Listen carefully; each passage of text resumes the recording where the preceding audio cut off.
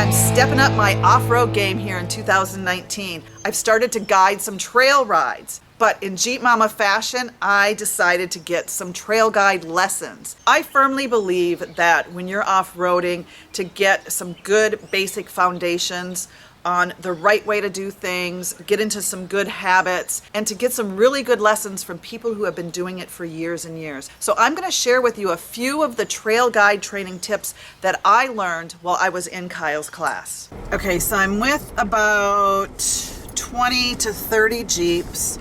This is Women's Wheeling Day Trail Guide Training with Off-Road Consulting.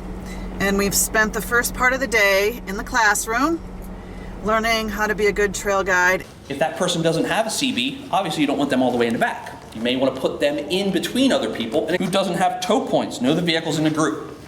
I guarantee you the one without tow points is going to be the first one that wants to go in the mud. So, keep that in mind. And it happens all the time. So, if you know what vehicles have tow hooks, you know which ones have lockers, then when you look back and that person went off to the side and got stuck, you can go over the radio, all right, turn your lockers on, get out of there. Or, hey, this is a muddy area. Those of you without tow points, do not go in it. They want to drive around in 4-high or 2-wheel drive and then put it in 4-low when to get to the obstacle. You're not helping your vehicle whatsoever, especially the automatics, well actually even the manuals, because as you're driving over everything in 4-high or 2-wheel drive, you're going to get to the trail a minute faster than somebody in 4-low. It's not that much time. But what you're not understanding is every time you hit a rock and you have to give it a little bit more gas, you're putting extra stress on the clutch, on the transmission. You ever see the vehicles that catch fire in the first snowstorm of the year, the first foot snowstorm, and they catch fire?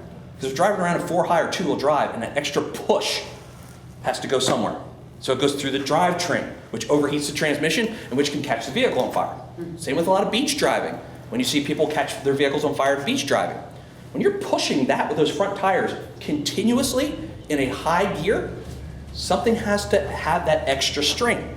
It goes through the drivetrain, through the transmission, and overheats everything. That's what 4-low is designed to do. Give you that gear reduction so it's less abuse on the vehicle.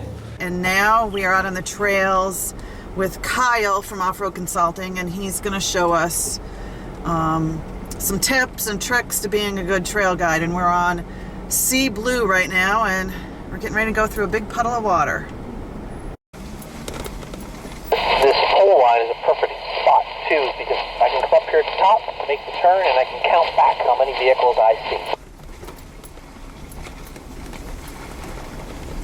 So spots like this, I don't have to check with the tail gunner. I can just look back and go, okay, the majority of the group's here. I can look back as far as I need to, let everybody bunch up, and we're good to go.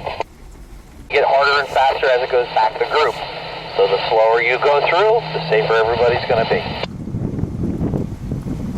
So fill up your toolbox with good off-road tips from someone who's experienced, like Kyle from Off-Road Consulting.